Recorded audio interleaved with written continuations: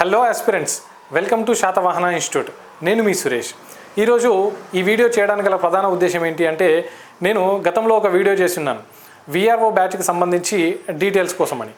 అయితే ఈ డీటెయిల్స్ మీకు తెలియజేయడానికి మీ ముందుకు రావడం జరిగింది. ఈరోజు నేను ఆ వీడియో చేసిన తర్వాత వివిధ సోషల్ మీడియా మాధ్యమాల నుంచి కావచ్చు, లేకపోతే టెలిఫోన్ ద్వారా కావచ్చు, మాకు చాలా ఎంక్వైరీస్ రావడం జరిగింది.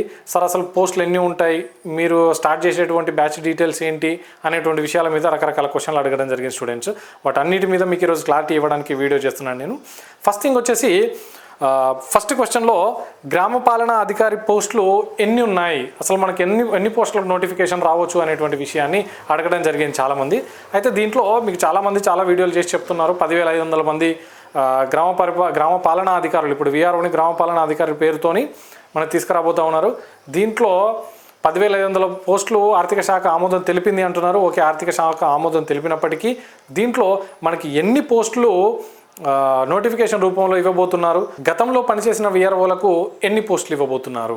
అయితే గతంలో పనిచేసినటువంటి విఆర్ఓలు ఎవరైతే ఉన్నారో వాళ్ళని వివిధ శాఖల్లో రీడిప్లాయ్మెంట్ ద్వారా తీసుకెళ్లడం జరిగింది. మళ్ళీ వాళ్ళని రిటర్న్ తీసుకొస్తున్నామని కూడా చెప్తున్నారు.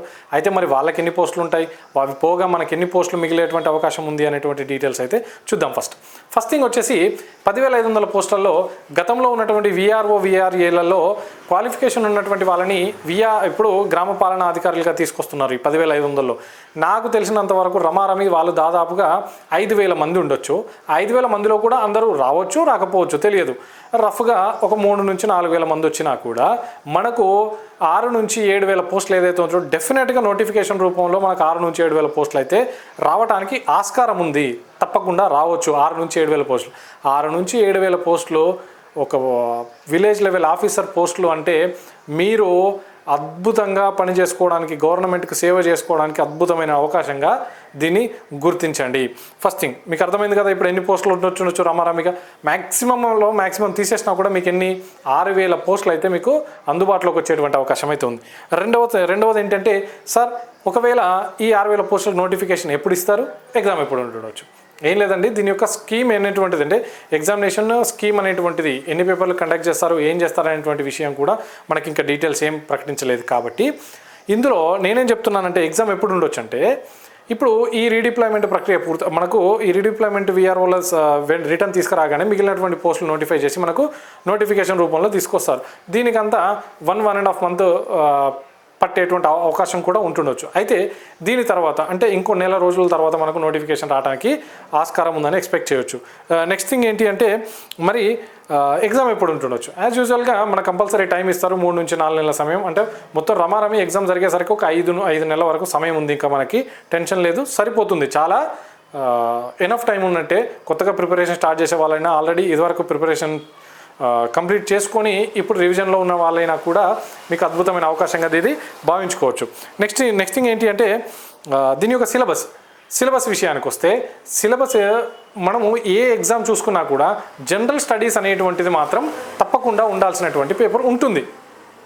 మనకు ఏ ఎగ్జామ్ బోర్డు కండక్ట్ చేసినా కూడా మనకు కంపల్సరీ జనరల్ స్టడీస్ పేపర్ అనేటువంటి ఉంది. ఈ జనరల్ స్టడీస్లో మనము ఈ గ్రూప్ 2 సిలబస్లో ఉన్నటువంటి జిఎస్ పేపర్ ఏదైతే ఉందో, ఆ జిఎస్ పేపర్లో ఉన్నటువంటి సిలబస్లో ఉన్నటువంటి అన్ని అంశాల మీద తరువుగా పట్టు తెచ్చుకోవాల్సిందే. మీకు ఎగ్జాంపుల్గా చూసుకుంటే ఇంటర్నేషనల్ రిలేషన్స్ కావచ్చు, కరెంట్ అఫైర్స్ కావచ్చు, లేకపోతే ఇండియన్ ఎకానమీ కావచ్చు, జాగ్రఫీ కావచ్చు, పాలిటీ కావచ్చు, హిస్టరీ కావచ్చు, తెలంగాణ మూమెంట్ కావచ్చు, ఇంకా రకరకాల సబ్జెక్టులు అన్నీ ఉండడం జరిగింది.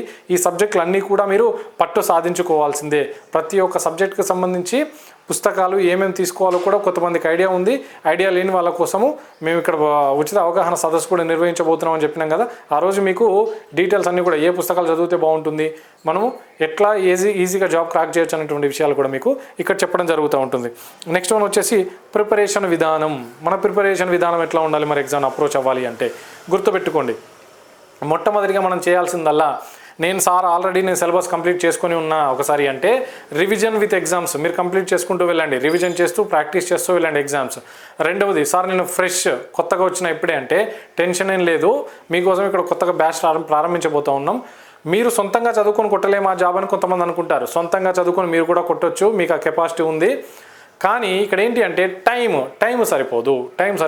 ఈ తక్కువ టైంలో మనం ఎక్కువ సిలబస్ కవర్ చేయాలి, ప్లస్ దాన్ని రివిజన్ చేసుకోవాలి. కాబట్టి వీలైనంత తొందరగా క్వశ్చన్ ఏరియా ఎక్కువ నుంచి ఉంటుంది అనేటువంటి విషయాన్ని మనం ఎగ్జామినేషన్ యొక్క నాడిని మనం పట్టుకోగలిగితే మనం ఈజీగా సక్సెస్ కావచ్చు. ఇది పట్టడానికి మీకు ఇది తెలుసుకోవడానికి కనీసం 1 సంవత్సరం సమయం పడుతుంది. కాబట్టి మనకు అంత సమయం లేదు. కాబట్టి మీరేం చేయాలి అంటే మీకు తెలిసినటువంటి సీనియర్స్ ఎవరైతే ఉన్నారో వాళ్ళ సలహాలు సబ్జెక్ట్లో ఎట్లా సలహాలు తీసుకుంటూ ఏ ప్రాంతంలో అంటే సబ్జెక్ట్లో ఏ ఏరియా నుంచి ఎక్కువగా క్వశ్చన్స్ రావడానికి ఆస్కారం ఉందనేటువంటి విషయాన్ని తెలుసుకుంటూ ఆ రకంగా మీరు చదువుతూ వెళ్ళి వీలైనంత తొందరగా సిలబస్ కంప్లీట్ చేయండి. కంప్లీట్ చేసిన తర్వాత నెక్స్ట్ స్టెప్లో మీరు చేయాల్సింది ఏంటి అంటే వీరు కూడా రివిజన్ స్టార్ట్ చేయాలి. ఇంకా అంటే రివిజన్ అంటే ఎట్లా ఉండాలి, చాప్టర్ ఈరోజు చదివి నెక్స్ట్ వెంటనే దానిపైన ఎగ్జామ్ రాసుకుంటూ తర్వాత ఇట్లానే ఒక 4-5 చాప్టర్లు అయిపోయిన తర్వాత అన్నిటికీ కలిపి ఒక గ్రాండ్ టెస్ట్ రాసుకుంటూ ఇట్లా వెళ్ళడానికి ప్రయత్నం చేయండి. మీరు ఈజీగా జాబ్ క్రాక్ చేయొచ్చు.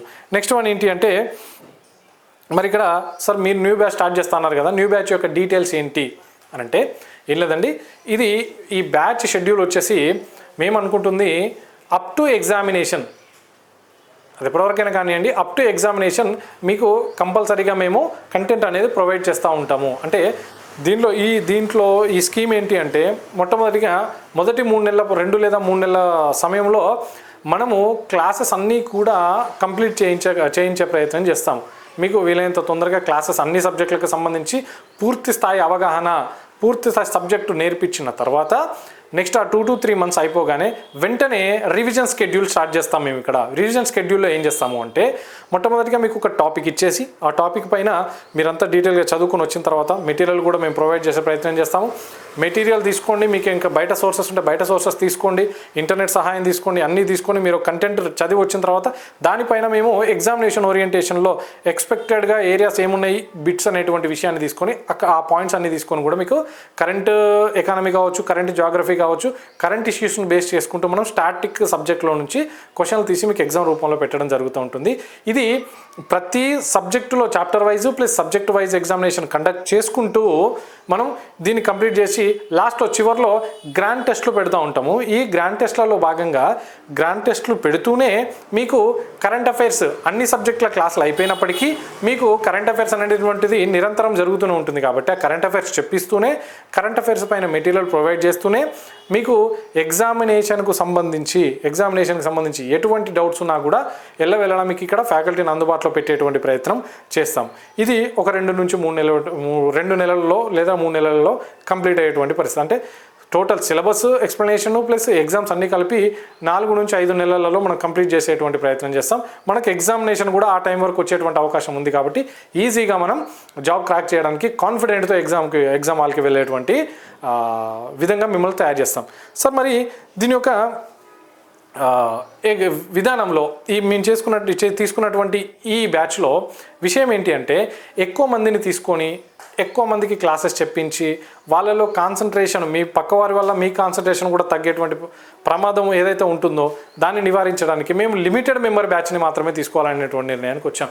దట్టు ఒక 60 మంది వరకు మాత్రమే తీసుకోవాలనేటువంటిది మేము నిర్ణయించుకున్నాం. 60 మందికి మాత్రమే కోచింగ్ ఇవ్వాలనేటువంటిది నిర్ణయం.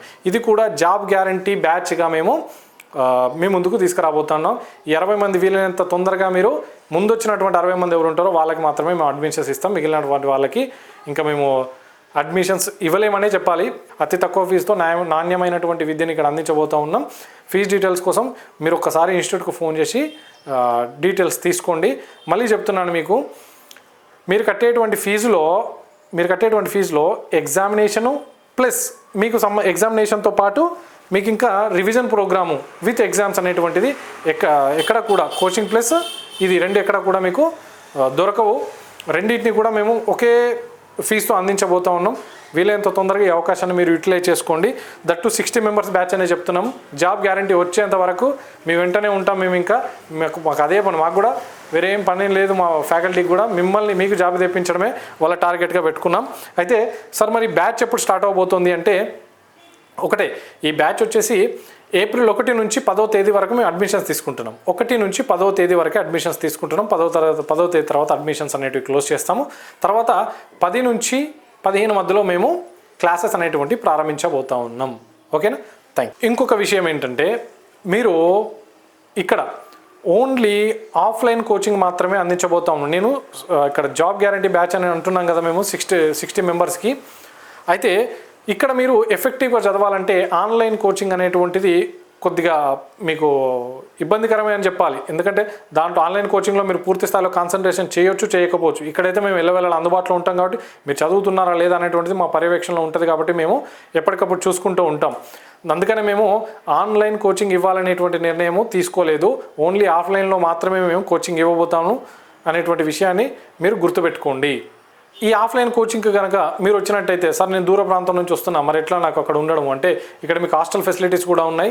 అమ్మాయిలకు అబ్బాయిలకు సపరేట్ హాస్టల్స్ కూడా మేము ఇక్కడ అందించబోతూ ఉన్నాము.